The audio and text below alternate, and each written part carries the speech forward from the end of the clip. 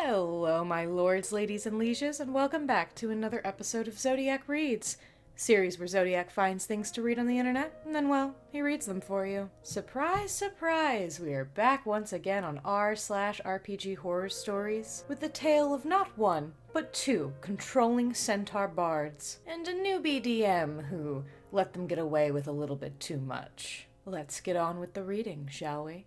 Why I, as a DM, never allow persuasion rolls between PCs. By user, Lilium Darkwright. It's been a while since my last post, so I figured I'd give it another shot. This happened years ago now as well. If memory serves, this was the second campaign I was ever a part of, and had not begun DMing myself yet. Dialogue is all mostly paraphrasing, as the events of this campaign happened roughly 4 years ago. You all know the drill by now. All names included here are fake. Here's our list of characters. Cassie. First-time DM with a penchant for the Feywild.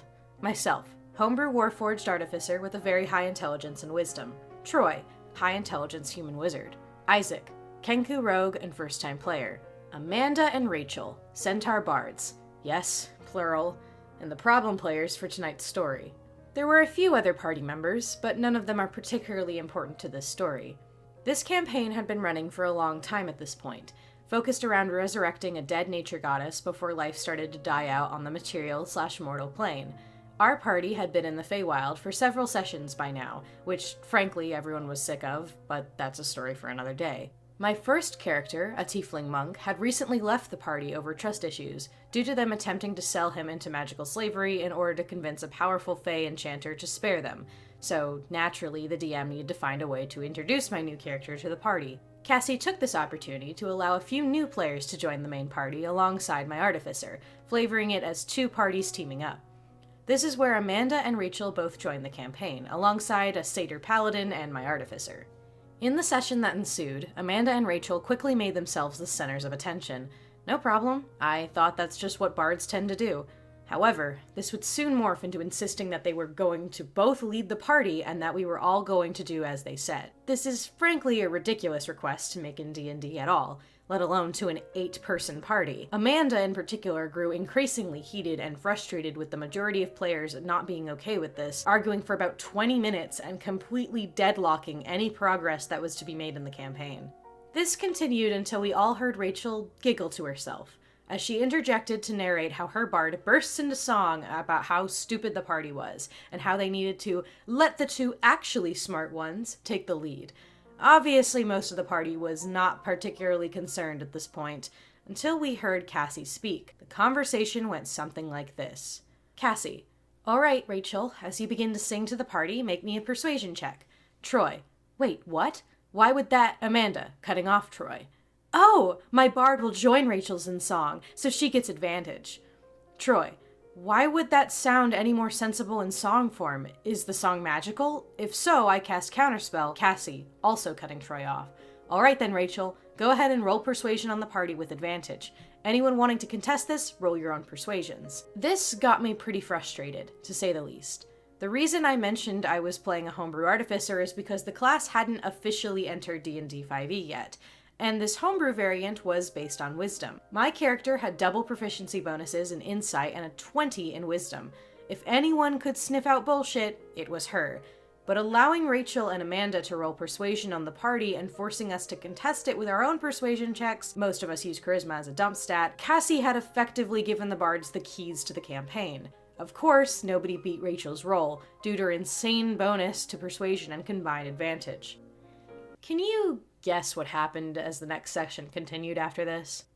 Did you guess that Rachel and Amanda continued to constantly abuse their newfound ability to control the party with simple persuasion rules as if we were NPCs? If so, then you get a bardic inspiration. After the 4th or so instance of this happening, wherein Amanda and Rachel began a duet after a combat encounter that we should give them all of the golden loot we had as well as anything else we'd get during our adventures, since they could supposedly keep better track of it, I snapped and put my foot down. Fuck that! How can you possibly convince us to hand everything to your characters for the rest of the campaign? What possible talking points could your characters have to make this all appealing? Cassie was upset by this, reminding me that I had to accept the results of the roll at her table, to which I promptly informed her that I no longer was going to participate in this campaign, and left the Discord call. not my proudest moment, but I was seeing red after putting so much effort into a character just to have her turn into a glorified NPC via a series of absurd persuasion rolls. Isaac would later tell me that Cassie ended the session pretty soon after that, and that Troy also left the campaign. Isaac decided to stay in the game, just out of some desire to see how much of a train wreck it would be. He would later tell me that the campaign fizzled out and died, as the DM had given the party a plot-important letter, but Rachel decided she was going to be the one to hold on to it, and that the party should never read it unless she says so, naturally succeeding in persuasion checks with Amanda's assistance to make it so.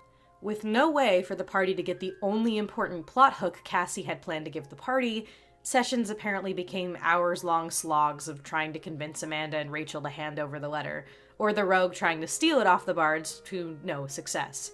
According to Isaac, the campaign fizzled out and died not long after. It is because of this awful experience I have never allowed the party in my campaigns to roll persuasions on each other. Screw that. If my players want to convince each other, they better actually convince each other. I don't get players like this, man. Why would you join a D&D game, let alone any roleplay game involving other people, and want to be like the only person in control of the entire game? Like, why? I don't know. Maybe it's just me. Part of the fun of like role-playing with other people is seeing how like they write their own story and seeing what decisions they make and butting heads and having roleplay conflict, or bonding and having these interesting characters all being independent of one another. Not, one person being the boss of everybody and getting to tell everybody what to do. I don't get why people find that fun. It's just a weird power fantasy to me, man. That being said, to all my players out there, let yourself be a follower sometimes, please. You should not be deadlocking games because you want things to go the way you want it to go. If that starts happening in your games at all, you need to step back and reevaluate how you write your characters and consider maybe restructuring the way you roleplay. Now, to backtrack a little bit, yes, the DM is very much also at fault for letting this happen. They were the DM, they're the one who let the persuasion checks happen, that is completely on them. Of course, they were a new DM, but like I've said before, that doesn't make it any less their fault or their responsibility, and that's something that they should probably take and learn from and maybe not do again later. However, I'm actually going to suggest why Cassie made this decision and come to her defense a little bit. Again, it was still the wrong decision that shouldn't be made, but I want to explain why this probably happened in the moment. And it's based on my own experience DMing. I have run into situations before as a DM where players become deadlocked and the story just stalls because you have multiple players or two players or any amount of players who are just set on a decision. They want a specific thing to happen and no one will budge, and the game cannot progress because of it. As a DM, this can be extremely stressful, especially because the solution to deadlocks most of the time is shutting one player down, and that is something that is very stressful to do as a DM. Now, a more experienced DM with players that they trust would probably be more comfortable doing that kind of thing because you're sure that either your players will understand or that you can explain it or at least confirm that no one's gonna budge and that you need to step in or something.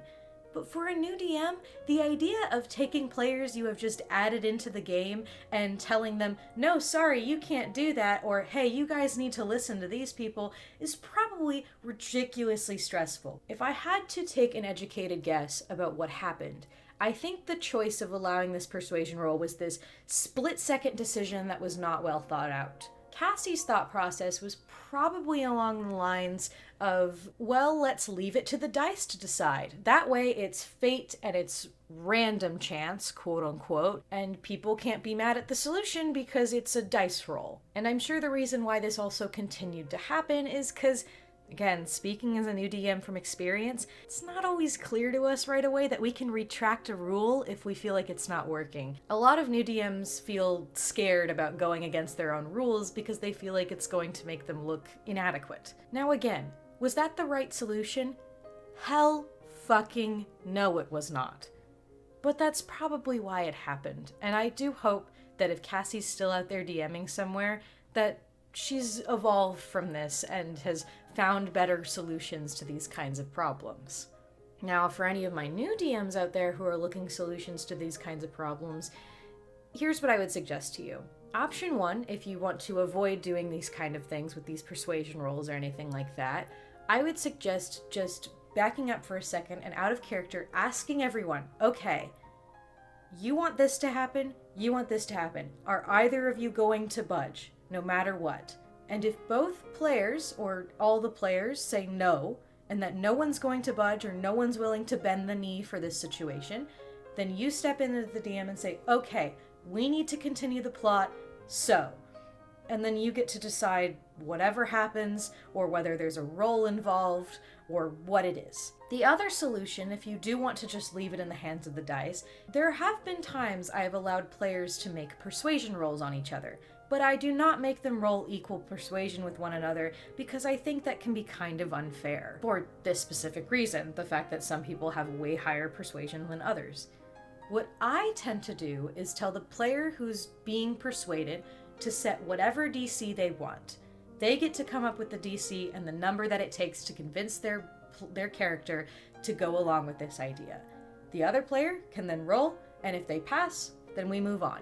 If they don't, then we move on. It also gives the player being persuaded the option to say, no, I don't think there's a DC that this player could pass. Or if they want to be a smartass, they can set it to 30 and let it be as it may. Most players would take a response like that from the player being persuaded as, okay, I'm going to back off. And if they don't, well, option 1 is right there.